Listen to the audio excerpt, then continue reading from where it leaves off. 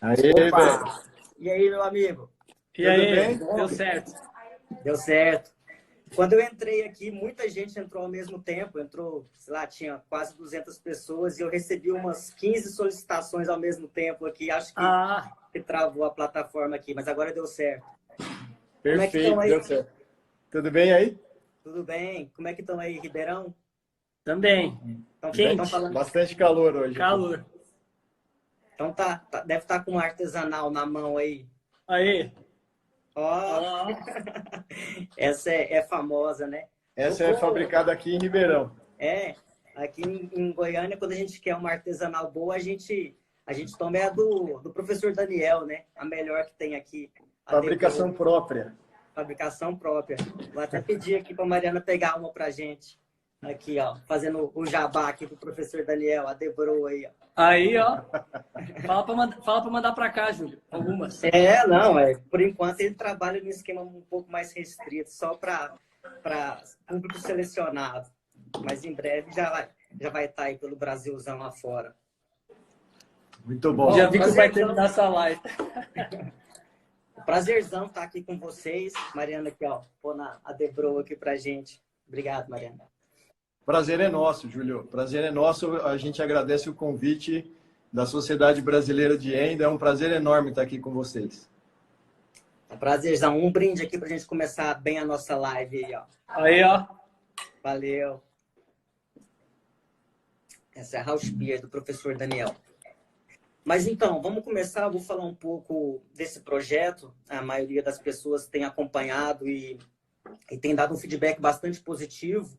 É Legal. um projeto de a gente instituir essas lives, esses encontros, que são encontros mais informais, onde a gente tem a oportunidade de conversar com entendedores da endodontia, né? Os professores, você como dono da empresa, pessoas que têm um conhecimento acumulado aí e levar para o pessoal, para o clínico, para os membros da sociedade, né? A intenção principal é divulgar a nossa sociedade brasileira de endodontia, fortalecer a sociedade, falar do nosso encontro em outubro, dia 15 a 17, que é o Congresso da Sociedade Brasileira. Que Então, sem nessa dúvida, sequência, que sem dúvida vai ser o mais top de todos os tempos. com certeza, se a gente trabalhar junto, a gente vai conseguir fazer um evento bem bacana, à altura que a endodontia brasileira merece, né? A odontologia Isso aí. brasileira. E nós estamos convidando professores que vão fazer parte do congresso, primeiramente, depois a gente vai abrir, estender isso. É um projeto bacana que a gente tem intenção de intensificá-lo e trabalhar bastante. Legal. Nesse evento nosso, a gente vai ter os professores convidados, que a gente já começou a divulgação, e vamos ter modalidades novas também, que a gente aposta numa interação maior entre o público e os formadores de opinião. Uma delas é a Arena, onde a gente vai ter atividades que vão estar lá você, professor Bruno, professor Vivan, que falou ontem, né? Uma modalidade de discutir, trazer o público mais para perto. Acho que vai ser bastante bacana essa atividade. Assim como os trabalhos, a gente vai pôr na Arena também no último dia, o público vai ter oportunidade de o público mesmo votar e gerar uma nota na classificação. Então, Legal. são inovações Tem que a gente bastante tem. coisa nova, né? Isso.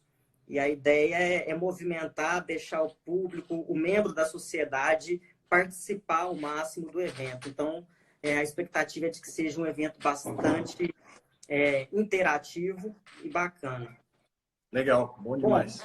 para a gente começar especificamente no nosso tema, Capelli, eu queria que vocês se apresentassem, né?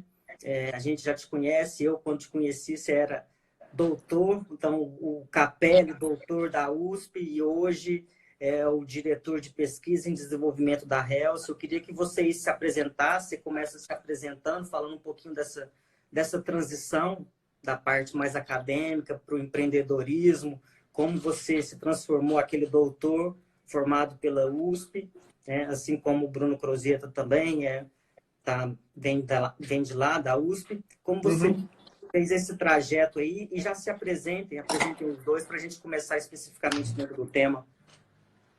Legal. Para deixar uma longa história curta, Vou tentar ser o mais breve possível. Quando eu vim fazer doutorado com o professor, mestrado com o professor Pécora, porque fiz toda a formação, graduação, atualização, especialização em Araraquara. Aí eu vim fazer o mestrado aqui com o professor Pécora, eu já tinha uma experiência clínica de uns 3, 4 anos. Eu trabalhava com rotatório desde 96, Quantec na época, né? Alguns devem conhecer o Quantec, lembrar do Quantec. E aí a gente começou a trabalhar muito forte nessa parte de instrumentação mecanizada na USP, até que isso culminou em 2003 com a colocação implantação de uma técnica que a gente desenvolveu, que tem disponível na internet gratuitamente, a Free Tip Preparation. Então, essa técnica começou a ser ensinada na graduação em 2003. Então, já temos aí um bom tempo de ensino na graduação. E, a partir daí, despertou a atenção de uma empresa francesa que me convidou, na época que eu estava fazendo aí já doutorado, para desenhar uma linha de instrumentos mecanizados para eles. Eu fui para a França, a gente assinou o contrato e chegou a fazer alguma coisa. Por exemplo, a CP Drill foi feita por essa empresa na França. Cervical Preparation Drill, mas na verdade é Capelli Pécora Drill. Bacana. Só que a empresa deu uma guinada no planejamento estratégico e eles começaram a fabricar brocas para implante. E esse projeto que era da endodontia foi deixado de lado. Então, de repente, eu recebi uma ligação.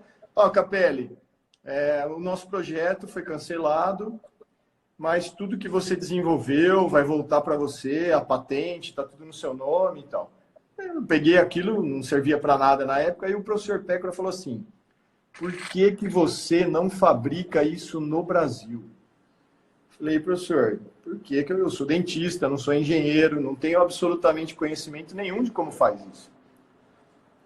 Mas aquilo despertou um interesse e eu comecei a ir atrás, cara. Então, em agosto de 2008, eu peguei esses desenhos na mão e fui correr atrás de alguém para fabricar isso para mim no Brasil. No começo eu terceirizei, aí eu fui para a incubadora de base tecnológica da USP, a convite do pessoal da USP. Fiquei um tempo lá, mas chegou um momento que eu tinha que montar a própria empresa, porque terceirizar a qualidade não é a mesma. Isso acontece até hoje, por exemplo. A gente sabe que a Edfile lá nos Estados Unidos tem 2 fábricas chinesas que fornecem para eles. Dá 35% de refúgio, né? Então você imagina, é uma dor de cabeça. E aí a gente acabou montando a empresa, na época era um torno só, um funcionário. Não que agora a gente cresceu muito, a gente é uma microempresa ainda, uma micro mesmo. Tem pouca gente trabalhando, mas a gente conseguiu o respeito do mercado, porque tudo que a gente desenvolve está baseado em pesquisa, em desenvolvimento, e a gente acaba usando toda a metodologia de pesquisa que aprendeu na USP para desenvolver os produtos, essa é a verdade. Então, eu trabalhei no consultório até o ano passado, praticamente, então eu fiz só endodontia. Então a gente entendia um pouco da necessidade clínica e foi desenvolvendo as coisas para poder, né? Mas só para contar um fato interessante, para deixar registrado. Na verdade, quem deu a ideia de fabricar insertos ultrassônicos foi o meu grande amigo Mário Zuolo. Um dia a gente estava num congresso em São Paulo e o Mário fumava na época ainda.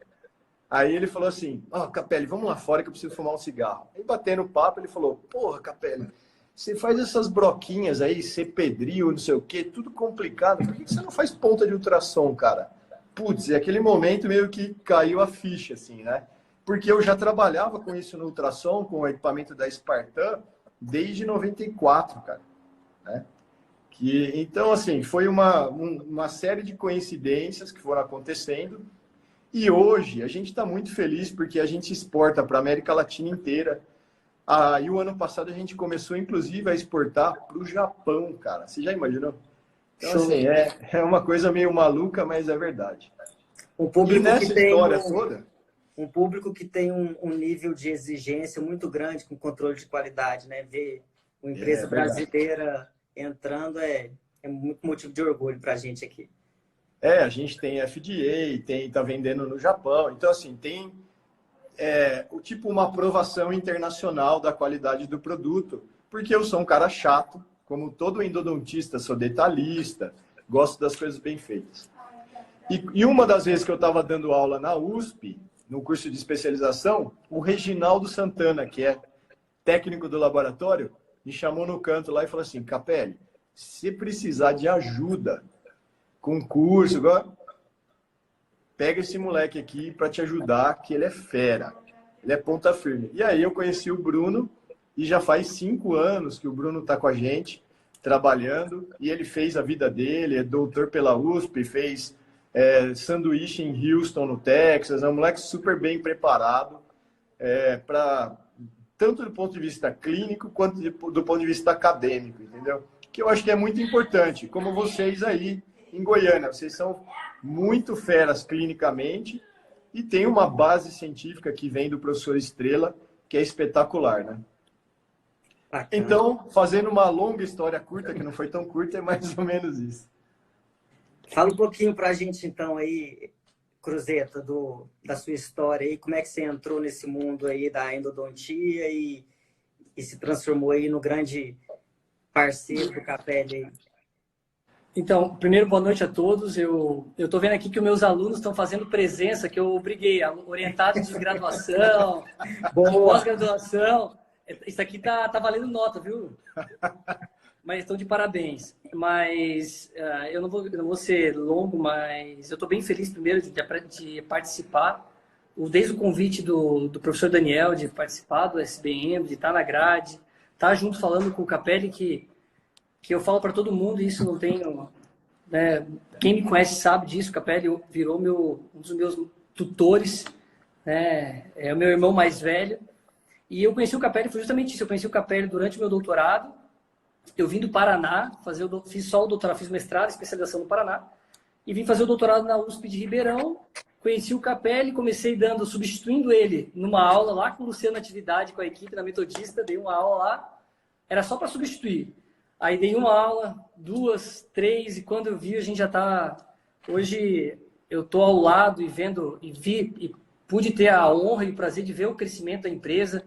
E o que é legal de tudo isso, como eu sempre fiz clínica, e eu faço até hoje, eu acabo levando para a clínica, o Capelli pega e fala assim: Bruno, vê para nós, me dá o feedback, levo para a ciência.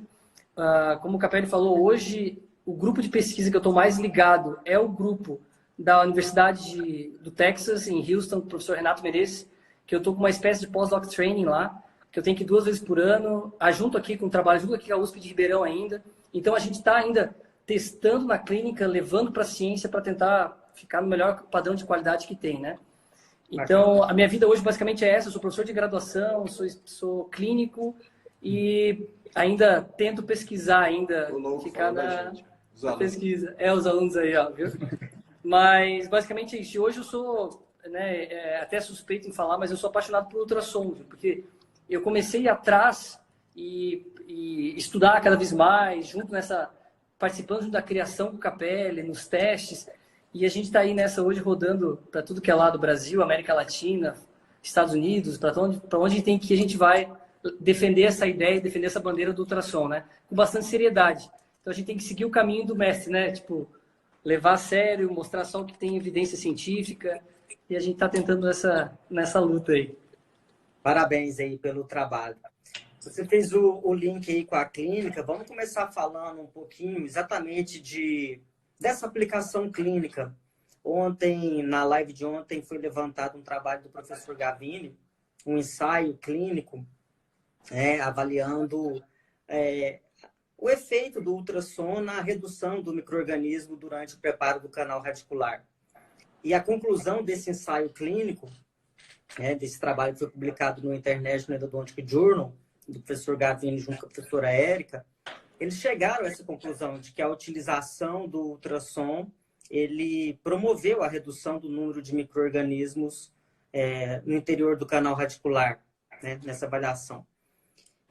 Mas a gente tem outros trabalhos que não mostram os mesmos resultados, né? E aí vai a primeira pergunta para quem entende a fundo do sistema, do equipamento e das pontas, né? O que eu preciso me certificar para eu conseguir extrair o máximo que esse equipamento, que essa técnica pode oferecer? Então, o tipo de equipamento é importante, a frequência, a potência do equipamento, o tipo da ponta influencia, não influencia, se eu uso adaptador ou não, ou o protocolo é mais importante do que isso. Sim, Nesse trabalho, só falando aqui, por exemplo, eles trabalhavam com hipoclorito de sódio a 2,5, fizeram ativações de 30 segundos, renovaram 2 ml de solução, depois mais 2 ml, mais 30 segundos, intercalaram com mais 2 aplicações nesse mesmo 2 ml mais 30 segundos de EDTA e voltaram para o hipoclorito. Então, para quem entende, para vocês, o que é importante eu me certificar? É o meu equipamento, é a potência, é a frequência, é a ponta, se é nova ou não? Fala geral aqui para a gente, como é que eu faço para me certificar para ter o melhor desempenho do meu sistema de ultrassom? Então, deixa eu começar. Pelos trabalhos que você acabou citando, trabalhos que às vezes o resultado não é tão bom, existe uma série de fatores. Eu não sei hoje quantos trabalhos são ao todo, mas existem 170 e poucos trabalhos, quase 180 trabalhos na literatura sobre ativação ultrassônica da solução irrigadora. O grande problema é que, se você for ler no material e método, nenhum deles comenta a potência de trabalho. Então, são duas coisas diferentes e super importantes. Uma é a frequência, é o número. Isso é frequência. A potência é a amplitude da ponta. Então, quanto mais potência eu coloco, maior a amplitude da ponta. É claro que, se o inserto é muito delicado, eu não posso utilizar muita potência, né? Senão ele vai romper. Mas eu também não posso usar uma potência muito baixa, senão ele não tem efetividade. E nesses trabalhos, nenhum deles... Pra você ter uma ideia, a gente estava num centro de pesquisa top, e aí o professor questionou a aluna de doutorado e falou, me diga então, qual é a potência? Ela falou, nenhum trabalho fala. Eu falei, vamos ligar para o meu amigo Marcos Só. Liguei para ele, Só, você que ficou lá com o Luke van der Sluis, ou van der Slaus, depende do que os caras falam. Qual é a potência que eles usam? O que eles recomendam? Por que eles não têm recomendação? Então, diante de todas essas descobertas, que são descobertas, na verdade, você começa a ler para tentar entender, a gente acabou bolando um método para descobrir qual é a potência ideal de utilização para o meu equipamento de ultrassom. Não importa qual a marca, qual o modelo, não importa. Para que eu extraia o melhor que esse equipamento tem. Porque não adianta eu ter um bom inserto e um bom equipamento e trabalhar na potência errada. Entendeu? E Júlio, e mais, assim, isso é um ponto que eu estava comentando bastante com o Emanuel, com o Emanuel Silva, do Rio, com o Mano, porque saiu recentemente um Systematic Review falando disso, que os trabalhos não podem comprovar, isolar, né, o ultrassom como o principal fator de sucesso. Porém, é o que o Capelli falou, hoje a gente não tem como isolar, infelizmente, por N viés que tem, paciente, imunidade, genética, enfim, não só padronização de anatomia, que é algo que a gente já faz, mas tem uma série de fatores que podem influenciar. Mas quando a gente fala de ultrassom isoladamente, como o Capelli falou, se a gente buscar na literatura todos os trabalhos, a gente não tem um controle, principalmente de regulagem de potência.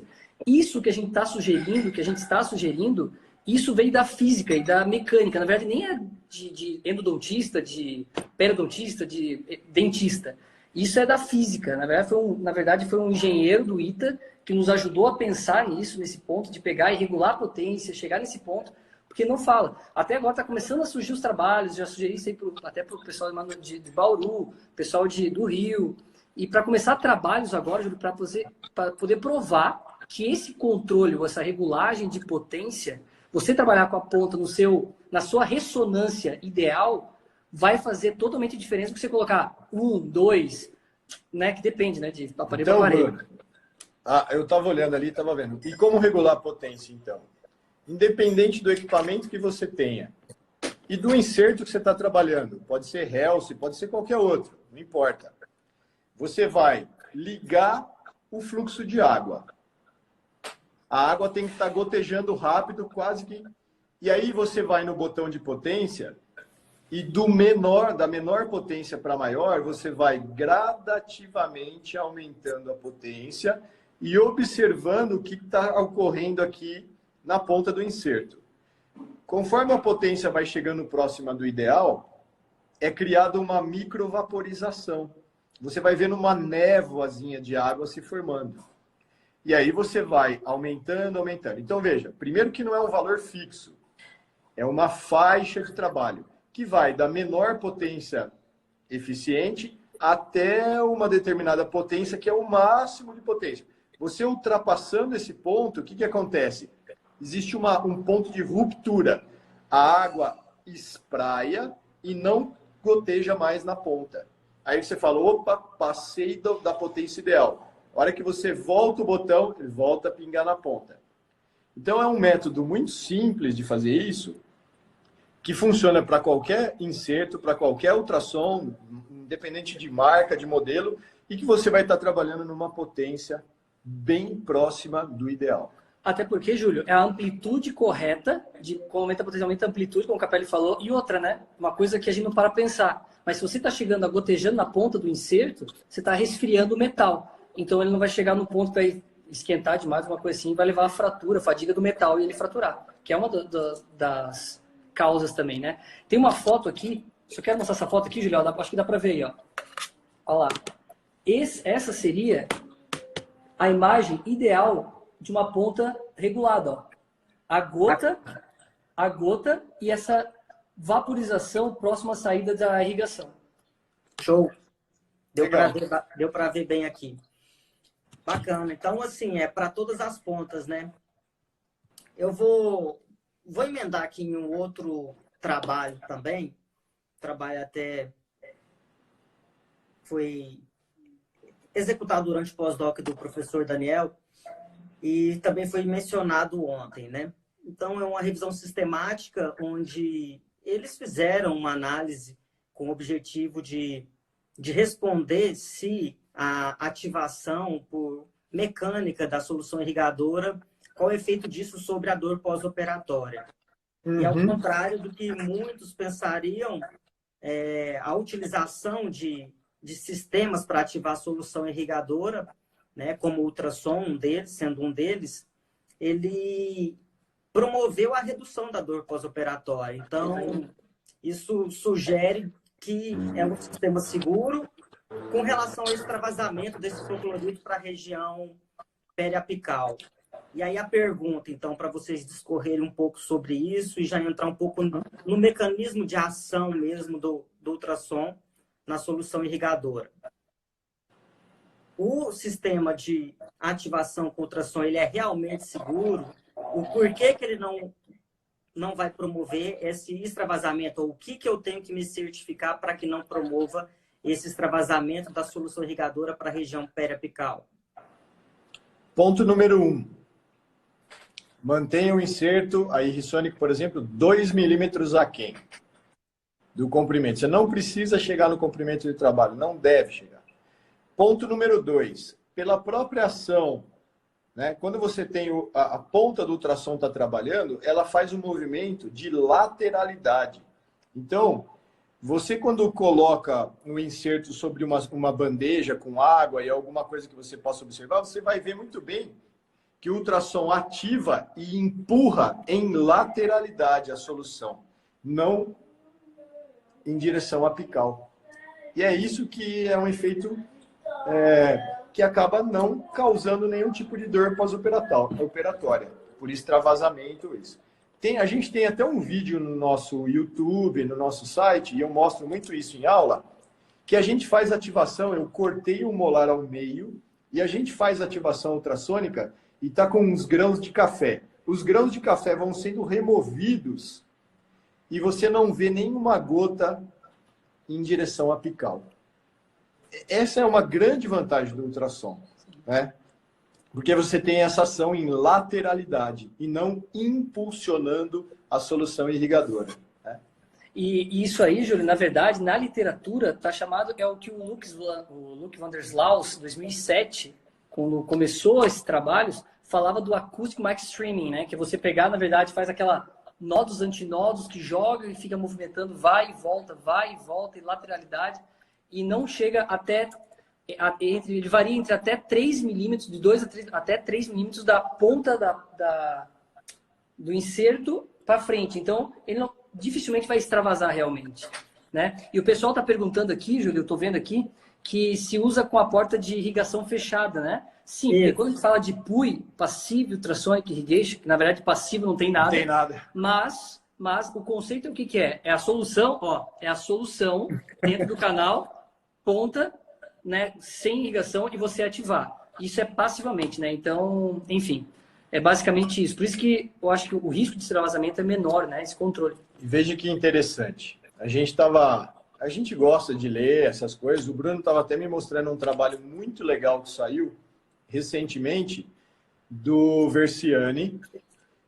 Ele comparando CUI, que é Continuous Ultrasonic Irrigation, PUI, que é e Gentle Wave, que é aquele sistema novo americano que você trava. É como se fizesse isso aqui, ó. Você acopla um sistema, ele fica todo selado, e aí ele faz um sistema fechado de injeção do hipoclorito e aspiração. Injeção e aspiração. É baseado na técnica de não instrumentação de Lucy de 2004. É muito legal, é um equipamento que é um conceito interessantíssimo, né? Só que só é vendido por enquanto nos Estados Unidos, eu não sei se alguém na América Latina possui, e custa a bagatela de 70, 80 mil dólares. E depois, cada caneta dessa daqui, 150 dólares. E o mais interessante é que o trabalho do Versiani mostrou que, estatisticamente, faz exatamente o que o ultrassom faz. O que ele fez, na verdade, foi pegar e comparar a presença de debris, na verdade, é o grupo do pessoal do Canadá, de Toronto, e eles comparam, fazem a raiz mesial de molar inferior em região de istmo e o canal como um todo, a porcentagem de remoção de debris após instrumentação com Wave One. Aí eles mostram que tanto a irrigação ultrassônica passiva quanto o Gentle Wave, que é essa técnica de 80 mil dólares, que tem uma irrigação em média de 350 ml pelo ciclo de irrigante, não tem diferença estatística em relação à remoção. Ou seja, nós temos ferramentas baratas e que são eficazes clinicamente, e a ciência está mostrando aos poucos, né, a eficácia também in vitro, né? É interessante. Ciência e tal. Mas, Júlio, depois você olha aí, e talvez a sociedade possa disponibilizar isso para as pessoas. Existem quantos trabalhos, Bruno? 15 ou 16 trabalhos? São 16 trabalhos. 16 trabalhos sérios, publicados assim, né? de Gentle Wave nos periódicos internacionais. 15 tem aquela declaração embaixo de conflito de interesse. 15. Até fica o convite, Julio. Eu vou estar falando sobre Gentle Wave lá no Congresso de Brasília, professor Jaci. É um assunto que a gente está discutindo bastante, porque tem a ver com a tecnologia ultrassom, né? Porque todo mundo ficou aquela, nossa, é o novo milagre, né? Mas, na verdade, tipo assim, funciona, é muito legal. Mas ainda tem os seus poréns, né? O porquê de 80 mil dólares. Será que vale a pena ou não? É uma coisa que a gente vem discutindo. Já que a gente puxou o gancho para o Gentle Wave, a gente sabe que você tem trabalhado, desenvolvido alguma coisa lá com o Renato Menezes. Então já fala um pouquinho, dá um spoiler aí, se é possível, do que você tem feito lá, porque são poucas os profissionais que a gente conhece que realmente tiveram a oportunidade de sentar e utilizar o Gentle Wave. Então, dá a sua opinião, você que pegou, tem testado, o que você tem feito lá e quais são as suas percepções aí já.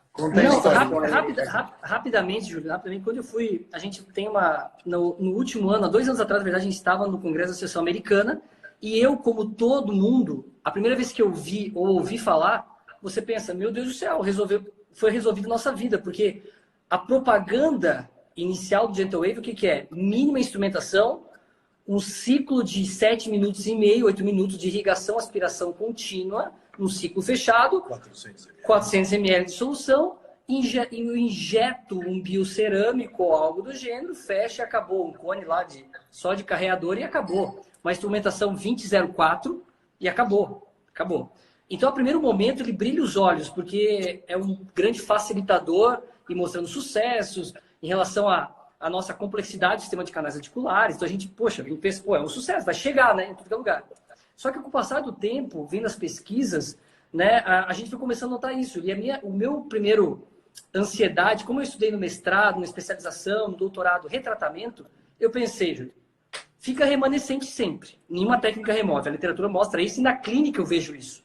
Não é difícil remover todo o material obturador. Então, será que não consegue depois usar como técnica suplementar para remover esse remanescente? Comparando com irrigação ultrassônica, enfim. A questão é o quê? Eu não posso dar um spoiler assim, está submetendo agora esse trabalho. Deixa eu fazer um... Quando saiu o negócio do Gentle Wave, eu falei, claro, pô, os caras mataram a charada. Eles estão usando 400 ml de hipoclorito. Vamos fazer um trabalho comparando um 400 ml de ativação ultrassônica. Aí o Bruno, não, vamos fazer o que o clínico faz. E eu teimei com o Capelli. A gente teimou mesmo. Ele tá falando isso, eu achei massa, porque a gente teimou. O clínico não vai usar 400 ml. 400 ml é quase uma garrafa de cerveja. O cara não vai usar isso. E eu tava lá e ele falava assim, ó, Bruno, faz o trabalho com a mesma irrigação. Eu falei, Capelli, relaxa. Só vem. Nós vamos fazer que nem o clínico faz. Teimoso. Não é? 40 ml. Que foi o que a gente fez, baseado até nos trabalhos do pessoal do Rio e tal, de irrigação ultrassônica. Júlio, acontece que nenhuma remove tudo ainda, mas é muito próximo, assim, uma máquina de 80 mil dólares, eu não compraria, se fosse mais barato, talvez até compraria, mas até que ponto eu acho que falta muito estudo clínico randomizado, falta muita coisa, dor pós-operatória, enfim, que me convença ainda falar assim, ó, eu teria essa grana, porque para vir para o Brasil, Júlio, a gente fez um cálculo por cima com as taxas, viria quase a R$1 milhão. Putz, quase R$1 milhão para o Brasil. Então, assim, ó, a máquina talvez muito cara. E será que é mesmo essa maravilha? É legal, a ideia é muito legal. Só que, enfim, né, talvez fosse mais barata. Enfim. Fala o resultado aí logo, pô. Não, o resultado é que não removeu o material obturador, nenhuma das duas conseguiu remover todo o material obturador. O ultrassom foi superior ainda no terço cervical. Só que ainda fica remanescente nas duas. O ultrassom foi... Para retratamento, você precisa de mecânica. Mecânica. Por isso a ideia é a gente fazer removimento mecânico. E só a agitação... Aí é que a Clear foi desenvolvida, para tirar o material de dentro, né? Para tracionar aquele material para fora. Porque não adianta você... O instrumento, ele rotaciona e empurra para o lado. Não adianta. Isso daí, os canais são ovais. E foi a ideia, Júlio, já emendando, até a gente viu que em relação a retratamento, a gente chegou a essa conclusão, inclusive foi a minha tese de doutorado, que agora com o grupo da USP, o professor Manuel, a gente está submetendo agora um trabalho, a Fabiane Lopes, que está trabalhando junto com a gente lá, a gente está fazendo trabalho, a gente usou a flat para remover, e a Clear para remover o remanescente que fica de material obturador mecanicamente. E a gente viu aí sim, aumento na eficácia e na remoção de remanescente de material obturador. Por quê? Tem o ato mecânico. A molécula é muito grande para você conseguir remover só com a ativação da solução. Você tem que ter um mecanismo de remover mecanicamente o material obturador. Então, aí, uma coisa vai encaixando a outra, Julie, e a cabeça vai ficando doida, né? E na clínica você vai começando a aplicar, né? Vai vendo que funciona. Bacana. A gente falou muito de limpeza aqui, é uma das grandes indicações do ultrassom, mas o Capelli já começou e você também aí, a gente entrar aí com outras indicações, né? Então, vamos começar aqui pela Clear e pela Flat. Fala um pouquinho desses dois instrumentos. Qual que é uma das perguntas que sempre aparece para a gente? Qual que é a diferença da Clear para a Flat? É diferença de indicação? É diferença... fala um pouquinho sobre isso, Capelli. A Clear tem uma história muito interessante, né? A gente começou a trabalhar com essa parte de retratamento, porque é a linha de pesquisa do Bruno e tal. E a gente começou a usar o ultrassom para tirar a guta. Só que faltava algo, assim. Porque você pega um inserto liso, ele tira, mas você tem que fazer um monte de manobras, assim. E eu comecei a pensar, parece que é uma coisa simples, mas fiquei um bom tempo testando protótipo e fazendo e tal. O que você tem que fazer? Primeiro, alguma coisa que seja eficaz, mas que seja segura, né? Que você possa usar e não vai te causar problema, nem de perfuração, nem de desvio, nem de quebrar lá dentro e assim por diante. Até que eu cheguei num ponto e a gente desenvolveu a Clear, que é um cone. Mostra aí, Bruno, faz favor. Essa é uma foto que a gente fez lá, ó, de microscopia eletrônica, mostrando bem, ó, e é de um retratamento. Tá vendo aqui, ó? Sim. Aqui eu fiz essa microscopia eletrônica lá em Houston, mostrando aqui, ó, exatamente onde fica o material obturador. É bem nesse 90 graus, ó. Aqui, é uma micro headstone, na verdade, se você for pensar. Lembra que a gente usava headstone para tirar guta? Sim. Você tem só uma headstone lá na ponta. E a ideia ela tem um diâmetro, exatamente o diâmetro de uma Gates número 1, que é 0,5. Então, aonde você entraria com o instrumento Gates número 1, você pode ir com a Clear e tirar todo o material obturador. Porém, em canais achatados, em istmos, por exemplo, você tem, às vezes, diâmetros menores que o 0,5. Aí ela não entra. E nem é função dela fazer isso. Aí é a hora de entrar com a flat.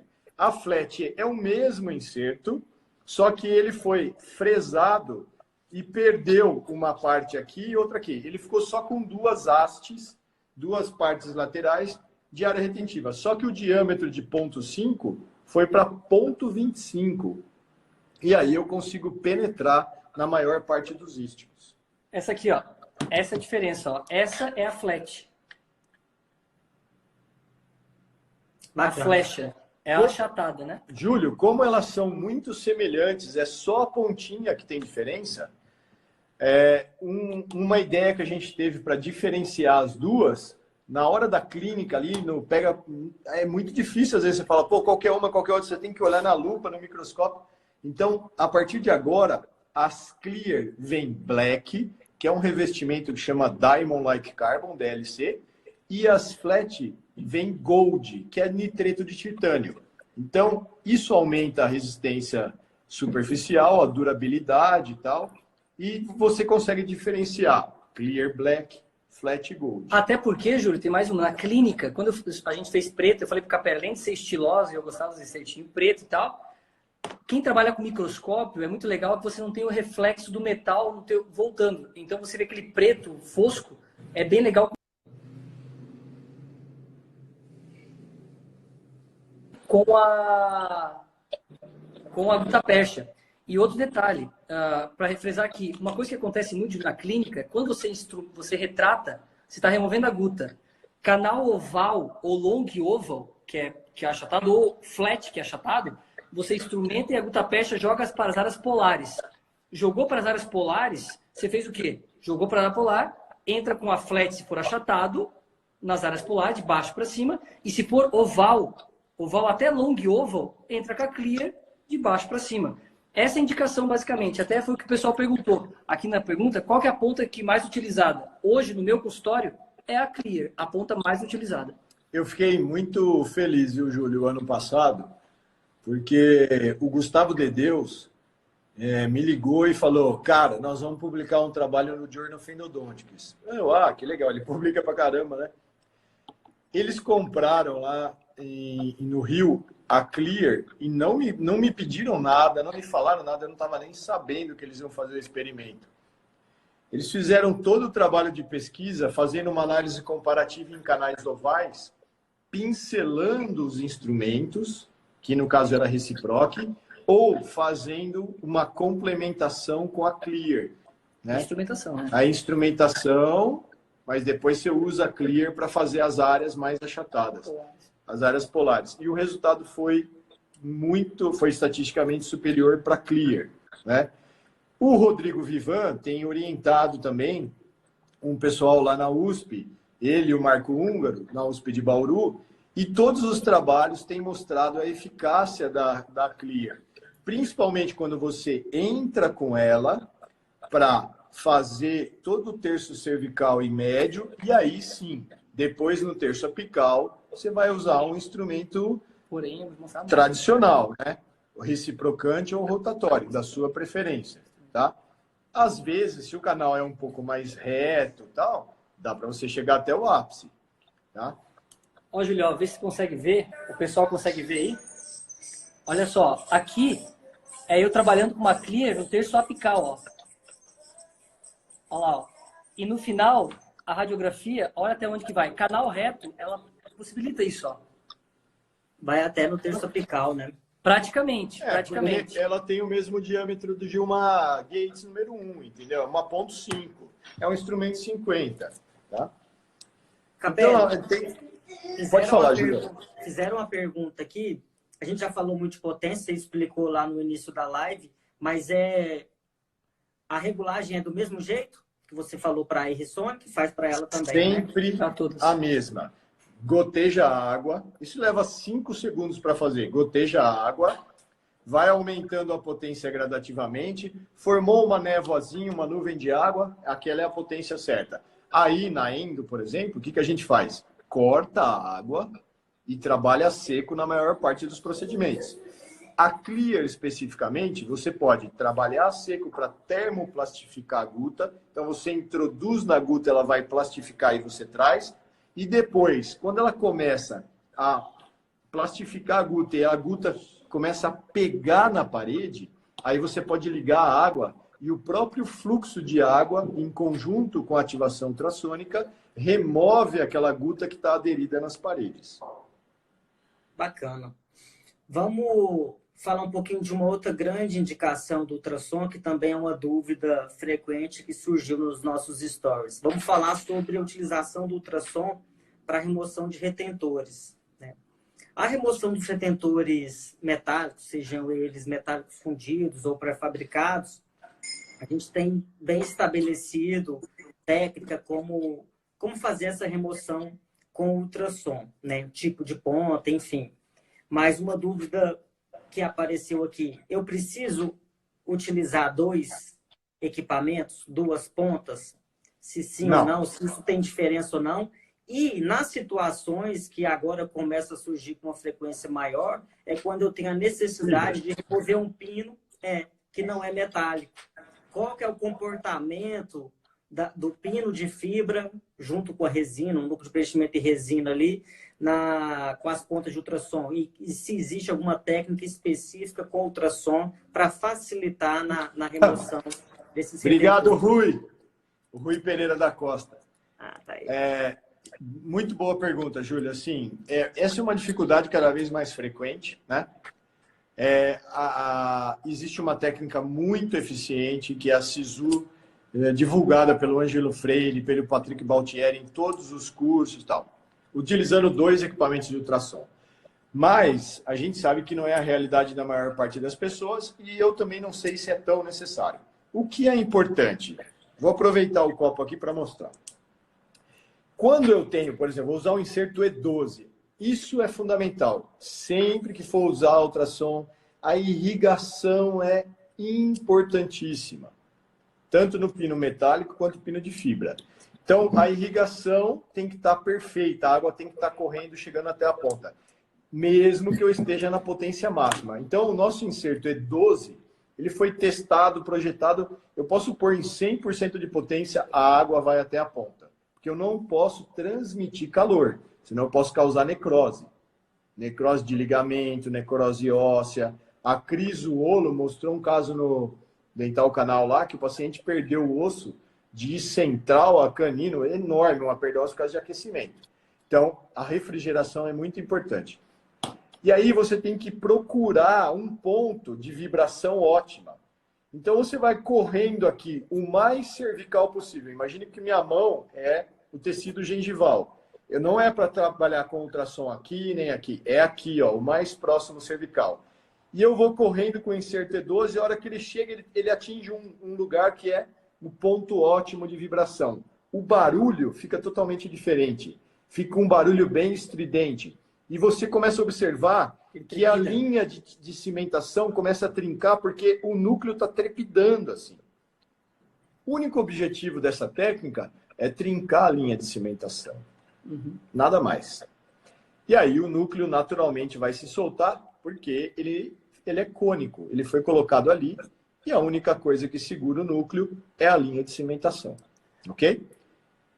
O ponto é esse, você tem que achar esse ponto de vibração ótima, mas sempre tomando muito cuidado com a refrigeração.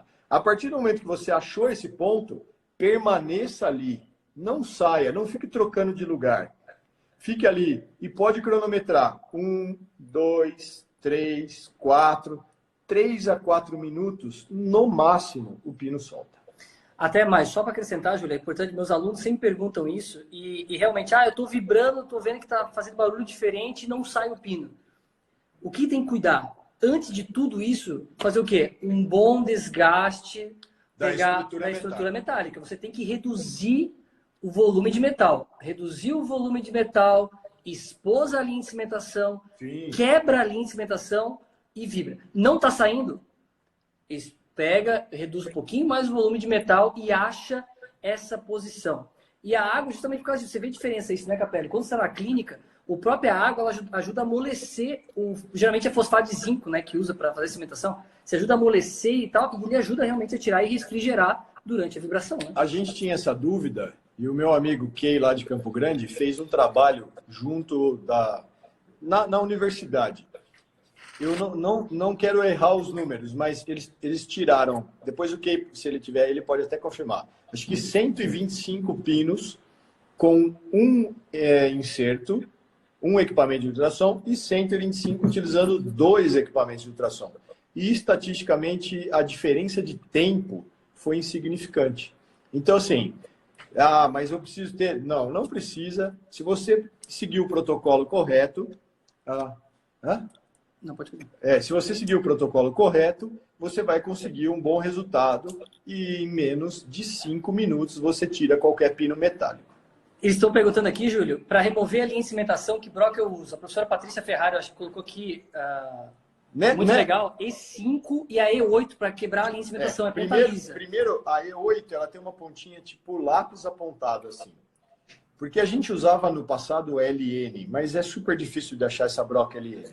Então, com a E8, você consegue quebrar essa linha de cimentação, né, na parte mais coronária. E a partir daí, você vem com a E12, que é um inserto bastante calibroso, e aí você, na potência máxima, com bastante água, vai fazer a vibração e trincar essa linha de cimentação. Ô, Júlio, parece que a gente está explicando o óbvio em relação ao pino de fibra, né? A gente parece que é óbvio, às vezes ele não fala porque é óbvio. Mas muitos sabem, ou muitos não sabem, que o pino de fibra de vidro, o modo de elasticidade é muito semelhante à dentina. Então, a vibração não vai fazer ele pular, sair sozinho. Desgaste. Aí que tá. Hoje, nós recomendamos a remoção de pino de fibra de vidro com algum grau ou com alguma magnificação presente. Uma lupa de boa magnificação, um microscópio, para você enxergar realmente o que está fazendo e fazer o desgaste até o início, até a gutapercha, né? Aí com pontas... que daí, né, enfim. O pino de fibra não tem jeito. É um pino difícil de remover, trabalhoso, um pouco mais demorado. E você tem que se planejar ali, de preferência, ter alguma ferramenta de magnificação para te ajudar a distinguir o que é pino e o que é dentina. Mas a técnica, propriamente, ela funciona da seguinte forma. Imagina que eu tenho aqui o pino de fibra. Eu pego um inserto tipo Finder, que é uma Gates número 1 diamantada. Eu encosto no pino sem água e faço 15 bicadas. 15. Para. Abre o fluxo de água, lava tudo aquilo, seca e observa. Mais 15. Lava, seca. Vai paulatinamente, gradativamente. Por quê? Primeiro, quando eu estou fazendo esse desgaste, eu gero calor. E se eu gerar calor demais, eu posso até tirar o pino mais rápido, mas eu transfiro o calor para o dente, para o periodonto, e tenho necrose do periodonto e até do osso. Então, não tem outro jeito. 15 vezes, dá uma paradinha, irriga, aspira e vai mais uma vez. E vai fazendo isso gradativamente. Portanto, é mais fácil hoje tirar um pino metálico, muito mais fácil, mais rápido, do que tirar um pino de fibra. ok? O pessoal está perguntando aqui, Júlio, se, por exemplo, tem muitas vezes que eu vejo na clínica isso, pino metálico, Olha lá, o Ricardo Afonso, ó. aí, ó, E2D. Ricardão, E2D e Finder, Ricardão, eu sou fã do E2D também. A cônicazinha diamantada. Júlio, o pessoal cimenta pino metálico com cimento resinoso. Aí, clinicamente, o que eu vou te falar? Não é sorte, não, é técnica. Sabe o que eu faço? Hoje, com resinoso, eu desligo a água e vou vibrando o pino metálico, movimentos intermitentes, para não fazer um superaquecimento, mas o aquecimento, ele consegue alterar a tixotropia da resina, ela fica mais fluida e ajuda a sair. Só que, é claro, controlando, encostando o metal, controlando para não gerar um superaquecimento e transferir para o ligamento periodontal. Então, o pino metálico cimentado com cimento resinoso, sem água no início, para dar aquele leve aquecimento para alterar a tixotropia da resina. Essa é a dica. Ó, o professor Júlio Gavini aí, ó. Aí, professor Júlio.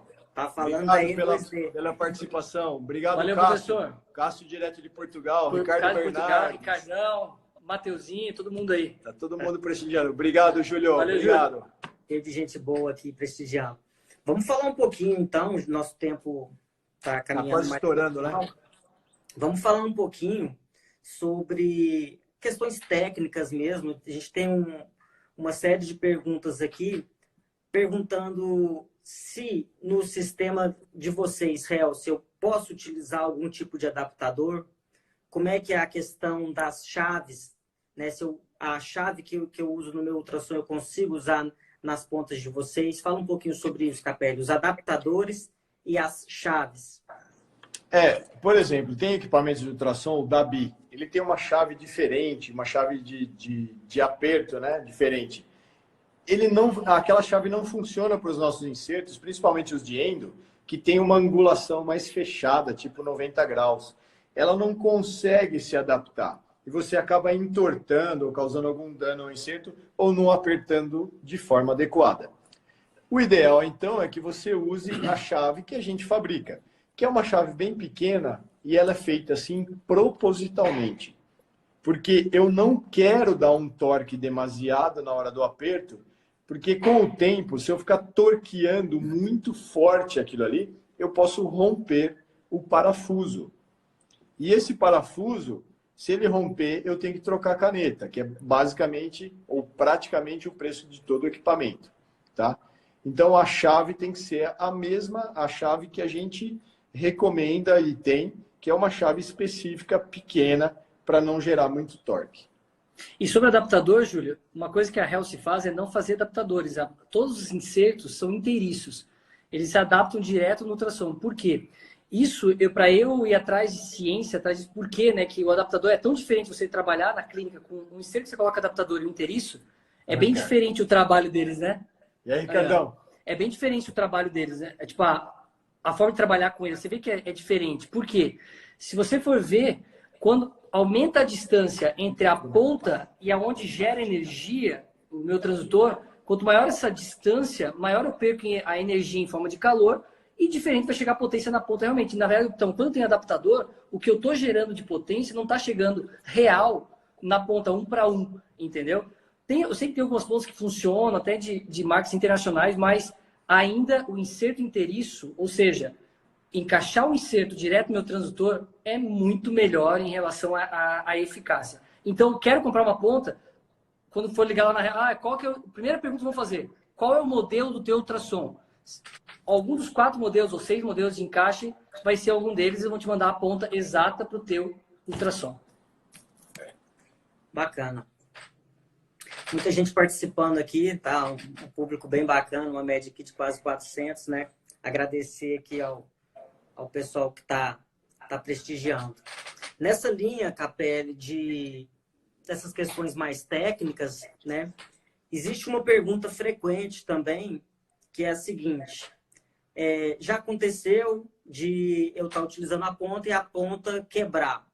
E a pergunta é, por que minhas pontas quebram? Tá. Na verdade, primeiro problema, uma boa parte dos equipamentos tem baixa qualidade construtiva. São equipamentos não têm uma qualidade boa de vibração, digamos assim. Se você observar alguns equipamentos de baixa qualidade, a maior parte hoje das empresas brasileiras acaba importando as coisas da China e colocando o nome. É um problema isso. São equipamentos que você compra no eBay, por exemplo, por $100, $150. É equipamento feito de forma muito simples. Então, a hora que você pisa no pedal, ele faz assim, ó. Ele busca a ressonância de trabalho, aí ele entra no trabalho. Para você trabalhar com um inserto bastante calibroso, como o de tirar pino, não tem problema. Agora, quando você quer trabalhar com uma coisa mais delicada, esses equipamentos não funcionam. Não funcionam. Ah, mas você tem bons equipamentos nacionais? Alguns poucos, mas tem. Mas, infelizmente, os melhores são os importados. Infelizmente, eu digo, por uma questão de preço para nós, né? Mas isso vai mudar rapidamente. Aguardem que isso vai mudar rapidamente. E o segundo ponto, Júlio, Spoiler! A qualidade do ultrassom, né, que por esse controle, né, principalmente em relação à potência, não, né, ser resistência, principalmente aqui no Brasil oscila demais a energia, né? É verdade. Então o ultrassom não aguenta. A placa interna não aguenta essa oscilação de energia que tem aqui. O que o Bruno está falando é bem comum. Você compra um equipamento de ultrassom mais barato, ele funciona bem nos primeiros 6 meses, 1 ano. Depois ele começa a ficar louco. Ele perde toda a capacidade de controlar a potência. Por quê? Ele não tem um bom filtro para energia elétrica, e a nossa energia varia muito. Ele começa a estourar por dentro a placa eletrônica e ele perde a capacidade que ele tinha no começo de fazer esse controle de potência, né? E aí ele começa, você põe na potência 1, por exemplo, ela é a mesma potência que se tivesse em 70% de potência. Resumindo, qualidade do ultrassom, qualidade da ponta e o último ponto, Júlio, o que é? A mão do operador. A mão do operador também, quando os alunos falam, quebrei, também isso faz diferença. Porque se você colocar uma ponta travada, ontem, na live, antes de ontem, né, na live do professor Rodrigo Vivando, do professor Murilo, eles falaram claramente, se você não tiver uma instrumentação no mínimo 35, 30, para você colocar uma ponta de ultrassom e trabalhar com ela livre, se travar a ponta e ela continuar oscilando, vai quebrar. Se passar na cobertura, vai quebrar. O metal, o material, ele não aguenta mesmo. Então, a mão do operador, ele fala que é mão de onça, né? Também ajuda, né, a quebrar a ponta. Né? Nem tudo. E engraçado que você fala assim, mas quebrou minha ponta. Qual que é o teu ultrassom? Qual ponto você está usando? Como que você usou? Né? Porque a cinemática. Como você regulou? Como regulou a potência, né? Que é importantíssimo. Então, tudo isso leva à fratura da ponta de ultrassom. Pessoal, é o seguinte, nosso tempo está acabando aqui, tá? Alguns minutos. E a gente tem alguns assuntos ainda para falar, que é sobre fratura de instrumento, o uso do ultrassom para ativar a medicação, responder umas perguntinhas e o Capelli dá um spoiler aqui do que vem a seguir aí de novidade. Então, se por acaso cair, nós vamos acionar rapidamente e continuar mais uns 10, 15 minutinhos para depois finalizar o completo. Beleza. É o seguinte, estamos de férias aqui, praticamente. Quarentena. Tô tranquilo, tenho que acordar amanhã cedo e sair correndo. A Aline fez uma pergunta enquanto você estava falando aí das questões da fratura. E aí, vamos lançar a pergunta dela para você falar um pouquinho sobre isso. Ela está falando de um ultrassom que é de uma qualidade, uma das melhores que a gente tem disponível aqui no Brasil, que é o da Satelec. E ela pergunta, mesmo eu tendo meu ultrassom da Satelec, eu preciso desligar a cada minuto de utilização. Então, fala sobre isso pra gente, Capelli. E Bruno. É uma coisa importante isso que ninguém fala. Quem te vende o equipamento da Satelec não te explica isso, mas se você olhar no manual e olhar no próprio equipamento, na parte inferior, você levanta o equipamento e olha, ele está escrito lá, 5 minutes on, 5 minutes off. Ele não é feito para trabalhar em modo contínuo. Não é. Então, você tem que respeitar isso. Você tem que respeitar o tempo de utilização. Agora, na endo, é muito raro você usar 5 minutos direto algum inserto, né? Mas o que é importante, por exemplo, você está trabalhando na câmara pulpar.